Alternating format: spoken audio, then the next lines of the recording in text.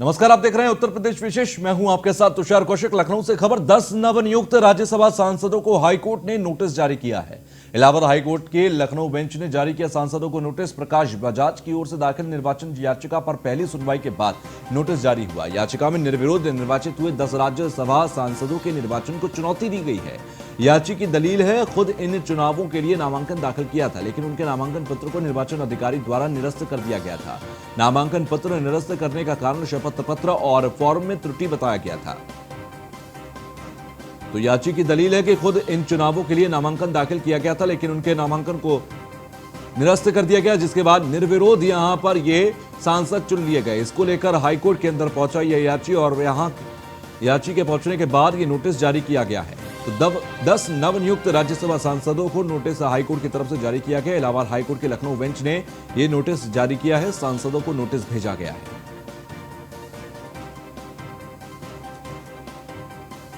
तो याचिका में निर्विरोध निर्वाचित हुए 10 राज्यसभा सांसदों को यह नोटिस भेजा गया। याचिका की दलील है कि खुद इन चुनावों के लिए नामांकन दाखिल किया था, लेकिन उनके नामांकन पत्र को निर्वाचन अधिकारी द्वारा निरस्त कर दिया गया था।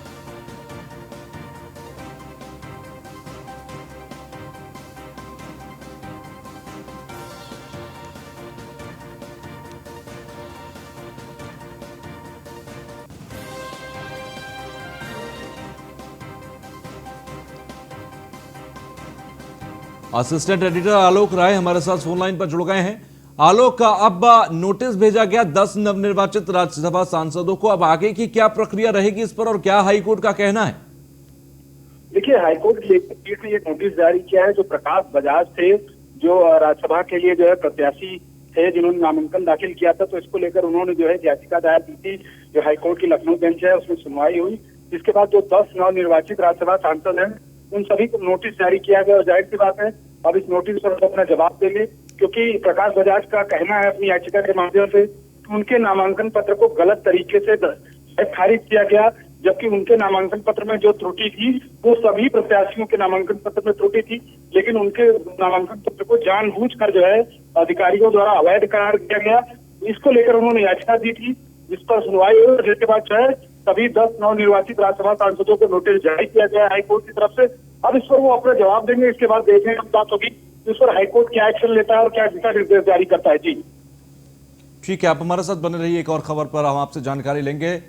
तो याचिका में निर्विरोध निर्वाचित हुए 10 राज्यसभा सांसदों को चुनौती दी गई है। लखनऊ से एक और खबर है। सवालों के घेरे में यूपी के सरकारी अस्पतालों से दी जाने वाली दवाएं हैं और जांच में घटिया मिले बच्चों के एलर्जी में दिए जाने वाले सिरप के वितरण पर लगाई गई है रोक और बच्चों के एलर्जी में दिए जाने वाले 2 सिरप के नमूने जांच में फेल हो गए हैं। अधिकारियों ने अस्पतालों को आदेश जारी कर सिरप वितरण पर रोक लगा दी है।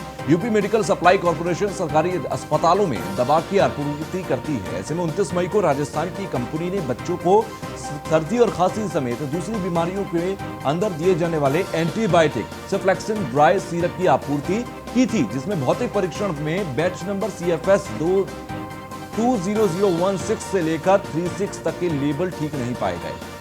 इस आधार पर इस बैच की सिरप को मिसब्रांड घोषित किया गया। आलोक हमारे साथ लगातार बने हुए हैं। आलोक, यूपी मेडिकल सप्लाई कॉर्पोरेशन में एक बार फिर से बच्चों को दिए जाने वाले सिरप क्वालिटी चेक में पास नहीं हुए। इससे पहले भी कई दवाइयों के जब चेक किए गए तो क्वालिटी चेक में वो भी फेल हुए। किस तरीके से यहां पर धांधली हो रही है यूपी मेडिकल सप्लाई कॉर्पोरेशन में?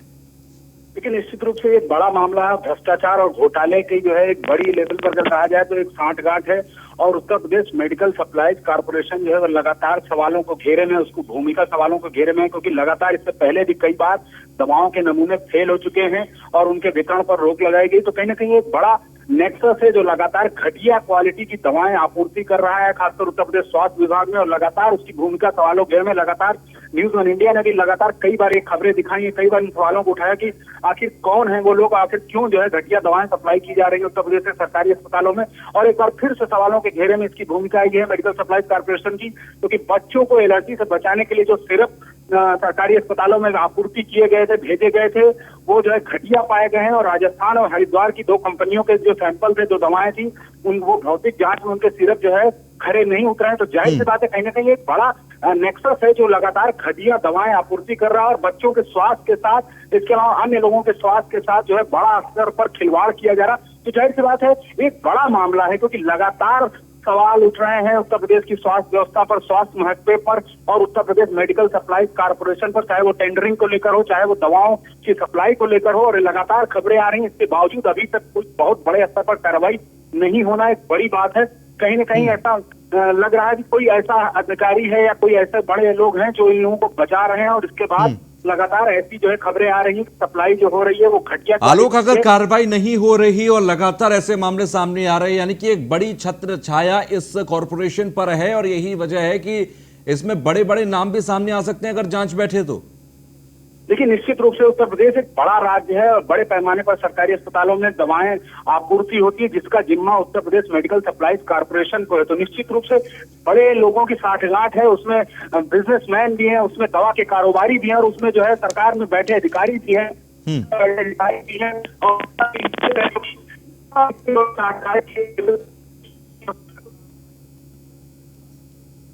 हमारा संपर्क आलोक से टूट गया है। फिलहाल आलोक जिस बात का जिक्र कर रहे थे कि बड़े बड़े नाम इसमें शामिल हैं, यही वजह है कि लगातार इस तरीके के मामले सामने आते हैं लेकिन उन पर कोई कार्रवाई नहीं होती।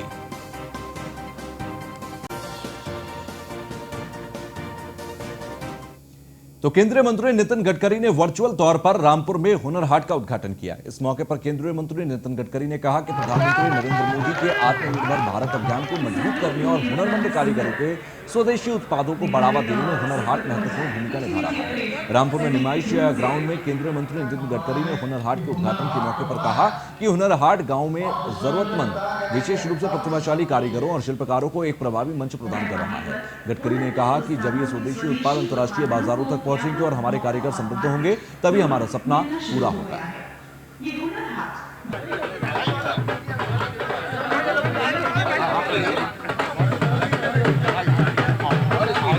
भाई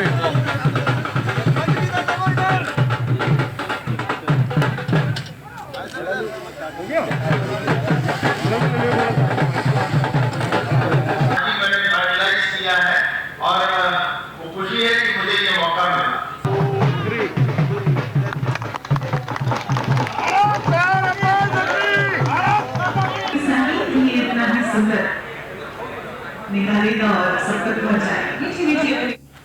जो हमारा प्रधानमंत्री नरेंद्र मोदी जी के नेतृत्व में जो दस्तकार हैं, शिल्पकार हैं, कारीगर हैं, उनको मौका मार्केट मुहैया कराने का जो संकल्प है, जो मिशन है, वो दिन गुना रात चौगुना पूरे जुनून और जज्बे के साथ मजबूती से आगे बढ़ेगा। और आप सब लोगों का जो सहयोग है, आप सब लोगों का, जैसे जिस तरह से मैं यहाँ के एडमिनिस्ट्रेशन को, डीएम को, यहाँ के एसपी साहब को, यहाँ के सीडीओ साहब को, सबका बहुत मैं शुक्रिया अदा करता हूँ। बहुत ही मजबूती के साथ इतनी बड़ी संख्या में देश भर के, कश्मीर से लेकर कन्याकुमारी तक, कटक से लेकर के और कच्छ तक, हर कोने से आए हुए दस्तकारों को आपने जो है वो हौसला अफजाई की है। जो हमारा प्रधानमंत्री नरेंद्र मोदी जी के नेतृत्व में जो दस्तकार हैं, शिल्पकार हैं, कारीगर हैं, उनको मौका मार्केट मुहैया कराने।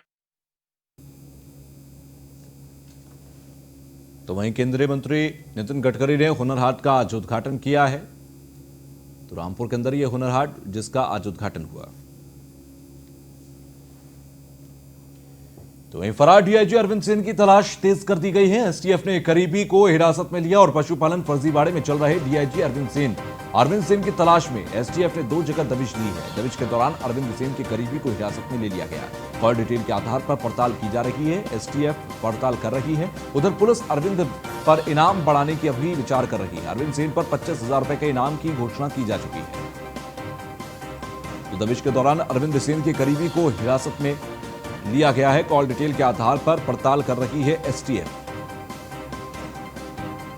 पुलिस अरविंद पर इनाम बढ़ाने पर भी कर रही है विचार।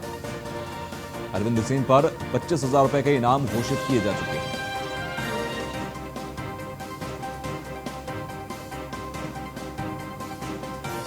तो एसटीएफ ने करीबी को हिरासत में भी लिया है। इस पूरे मामले में पशुपालन फर्जीवाड़े में फरार चल रहे डीआईजी अरविंद सेन।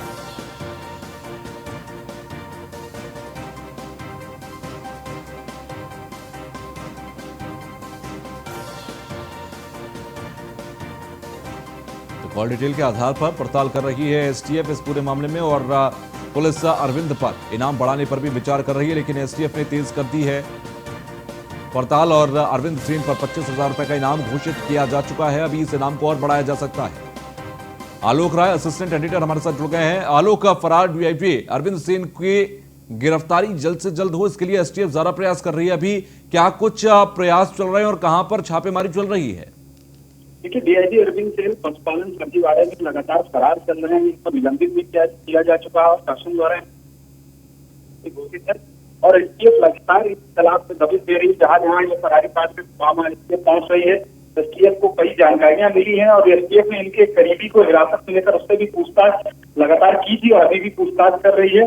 बहरहाल माना जा रहा है कि जल्द ही इनके ऊपर इनाम की जो राशि है 25,000 से बढ़ा दी जाएगी और साथ ही साथ एसटीएफ की तलाश की तेज के आधार पर जो है सर्विलांस के आधार पर भी जो है उन जगहों पर दबिश दे रही है, तलाश कर रही है, क्योंकि एसटीएफ के ऊपर पुलिस के ऊपर शासन का और सरकार का बड़ा दबाव है, क्योंकि एक बड़ा मामला था और दिन दिन सरकार कभी धूमिल हुई थी कि जिस तरह से सचिवालय में बैठकर फर्जीवाड़ा किया गया, तमाम लोग इसमें शामिल थे। तो कुल मिलाकर एक बड़ी स्तर पर जो है सरगर्मी से तलाश की जा रही है और जल्द ही एसटीएफ इनको पकड़ने की कोशिश में लगी हुई है और जल्द ही इनको पकड़ेगी। ठीक है, चलिए बहुत बहुत शुक्रिया हमसे जुड़ने के लिए। तो वहीं हाथरस से खबर है, टेंट हाउस के गोदाम में आग लगी है और अज्ञात कारणों के चलते टेंट हाउस में आग लगी है। आपको बता दें कि दमकल की 4 गाड़ियां आग बुझाने में जुटी हुई है। आग में जलकर लाखों रुपए का सामान जलकर खाक हो गया। थाना सदर कोतवाली क्षेत्र के चामंड गेट चौराहे की पूरी घटना है। तो दमकल की 4 गाड़ियां आग बुझाने में जुटी हुई हैं, लेकिन ये आग काफी भीषण दिखाई दे रही है। तस्वीरों में भी देखा जा सकता है टेंट हाउस के अंदर ये आग लगी है। टेंट हाउस के अंदर रजाई गद्दे कुछ इस तरह का सामान जरूर है जो तेजी के साथ आग पकड़ता है। यही वजह है कि देखते ही देखते पूरा टेंट हाउस इस आग की चपेट में था। फायर ब्रिगेड की गाड़ियां मौके पर पहुंची, मशक्कत के बाद आग पर काबू पाया गया।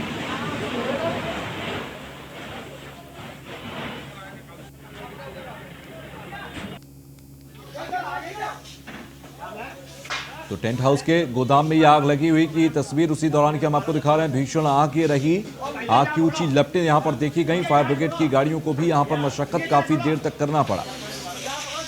काफी देर तक फायर कर्मी यहां पर मशक्कत करते रहे, उसके बाद जाकर यहां पर आग पर काबू पाया जा सका। फिलहाल कूलिंग का प्रोसेस चल रहा है।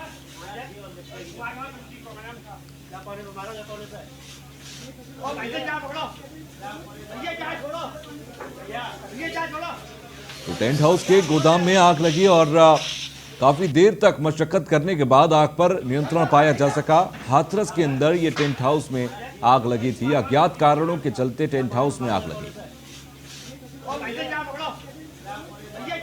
शुभम हमारे संवाददाता हाथरस से हमारे साथ जुड़ गए हैं। शुभम, अभी मौके पर क्या स्थिति है? जी तो सर, आपको बता दूं, हाथरस के सदर कोतवाली क्षेत्र में ये चामगेट एरिया बोला जाता है। यहाँ पर एक टेंट का गोदाम सा था। यहाँ पर एक कैंप लगाया गया था जिसमें एक अचानक शॉर्ट सर्किट से आग लग गई थी, लेकिन आग पर पूरी तरह से अब काबू पा लिया गया है और दमकल की 3 गाड़ियां मौके पर पहुंची थी जिन्होंने बामुश्किल आग पर काबू पाया। ठीक है, चलिए बहुत बहुत शुक्रिया हमसे जुड़ने के लिए।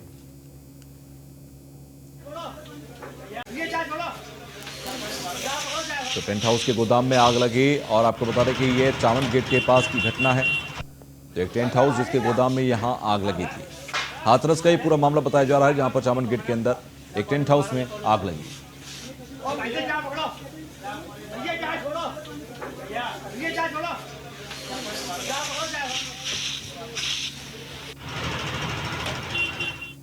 खबर सिद्धार्थनगर से अब है, जहां पर खनन माफियाओं के हौसले काफी बुलंद नजर आते हैं। बूढ़ी राप्ती नदी में दिन दहाड़े अवैध बालू खनन किया जा रहा है। अधिकारियों की मिली भगत से ये पूरा खेल चलता है।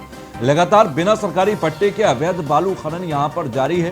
तस्वीरों में आप देख सकते हैं, बिना सरकारी पट्टे के यहां पर ये सरकारी पट्टे के बिना अवैध खनन चल रहा है। इस तस्वीर को आप देखिए, ये बालू खनन चल रहा है। बूढ़ी राप्ती नदी से ये लगातार बालू खनन किया जा रहा है।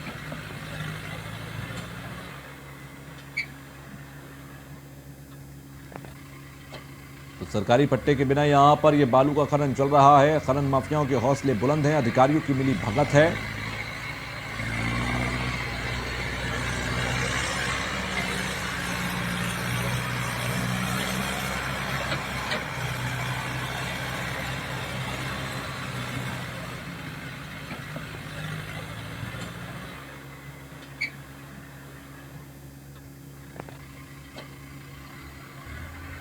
तो खनन माफियाओं के हौसले किस कदर बुलंद हैं कि दिन दहाड़े यहाँ पर आराम से खनन किया जाता है। अवैध तरीके से यह खनन किया जा रहा है। बूढ़ी राप्ती नदी में दिन दहाड़े बालू का खनन हो रहा है। यहाँ तो किसी अधिकारी को कोई परवाह है, और जिस तरीके से ये पूरा खनन हो रहा है, साफ तौर पर यह कहा जा सकता है कि अधिकारियों के बड़े स्तर पर इसमें मिलीभगत भी है। अब खबर प्रतापगढ़ से, जहां पर सीएमओ कार्यालय के सभागार में कोरोना वैक्सीन को लेकर ट्रेनिंग दी गई। ब्लॉक स्तरीय अधिकारियों की कोरोना वैक्सीन को लेकर ट्रेनिंग दी गई। सभागार में अधिकारियों को टीकाकरण की विस्तार से जानकारी दी गई। सीएमओ प्रतापगढ़ अरविंद श्रीवास्तव की अध्यक्षता में अधिकारियों को यह ट्रेनिंग दी गई थी। तो सभागार में अधिकारियों को टीकाकरण की विस्तार से जानकारी दी गई। सीएमओ प्रतापगढ़ अरविंद श्रीवास्तव की अध्यक्षता में अधिकारियों को ट्रेनिंग दी गई थी। कोरोना वैक्सीन को लेकर अधिकारियों की यह ट्रेनिंग थी प्रतापगढ़ में। तो सीएमओ कार्यालय के सभागार में कोरोना वैक्सीन को लेकर यह ट्रेनिंग दी गई थी। ब्लॉक स्तरीय अधिकारियों की कोरोना वैक्सीन को लेकर यह ट्रेनिंग थी।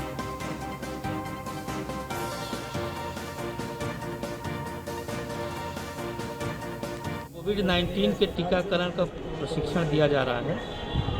पिछले हफ्ते हम लोगों के जून से जिला स्तरीय अधिकारियों की टीओटी हुई थी, ट्रेनिंग ऑफ ट्रेनर्स हुई थी। अब ये ब्लॉक स्तरीय अधिकारियों का ट्रेनिंग यहाँ कराया जा रहा है 2 दिन का, जिसमें आधे ज़िले के लोग जो है आज ट्रेनिंग करें, आधे ज़िले के लोग कल करेंगे। और परसों इतवार के दिन जो है, जो कोल्ड चेन पॉइंट हमारे हैं, उनके सारे अधिकारियों कर्मचारियों की ट्रेनिंग है। खबर उन्नाव से, जहां पर पटरी दुकानदारों के हक पर भ्रष्टाचारी ठेकेदारों की नजर है। वेंडिंग जोन के दुकानों को पटरी दुकानदारों को अलग रेट पर कर रहे हैं आवंटित। ऐसे में दुकानदारों का आरोप यह है कि पटरी दुकानदारों की दुकानों को वकीलों के नाम आवंटित किया जा रहा है। पटरी दुकानदारों के ने नगर पालिका का घेराव किया। अफसरों की मिली भगत इसमें बताई है, जिसकी वजह से यहां पर दुकानदारों के हकों पर डाका डाला जा रहा है। फिलहाल अलग अलग रेट पर दुकान आवंटित हो रही है, ये कहा गया। उन्नाव में पटरी दुकानदारों के हक पर भ्रष्टाचारी ठेकेदारों की खास तौर से नजर देखी जा रही है। अलग अलग रेट पर दुकानों को आवंटित किया जा रहा है।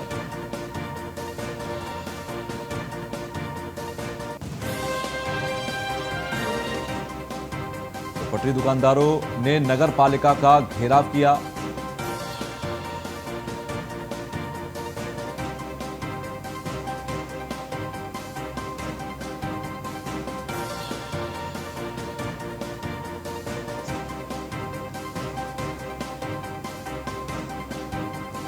दुकानदार का आरोप यह है कि पटरी दुकानदारों की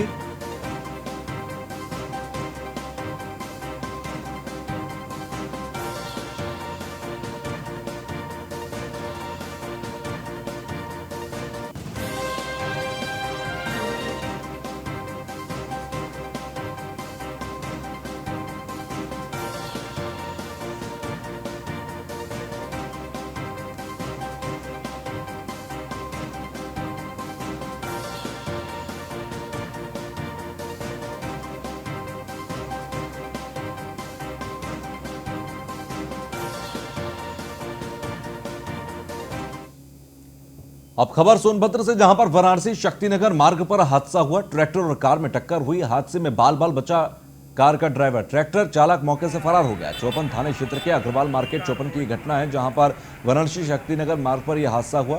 ट्रैक्टर और कार के बीच में यह हादसा हुआ था। तब वो ट्रैक्टर वाला घुस के ठोका है। ट्रैक्टर उधर से ये क्या कैसे घूम गया?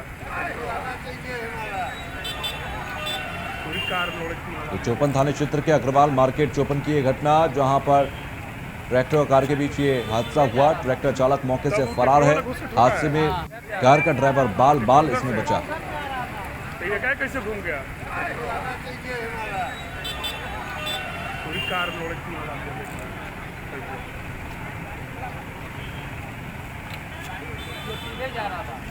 तब वो ट्रैक्टर वाला घुस के ठोका है। ट्रैक्टर उधर से ये क्या कैसे घूम गया? पूरी कार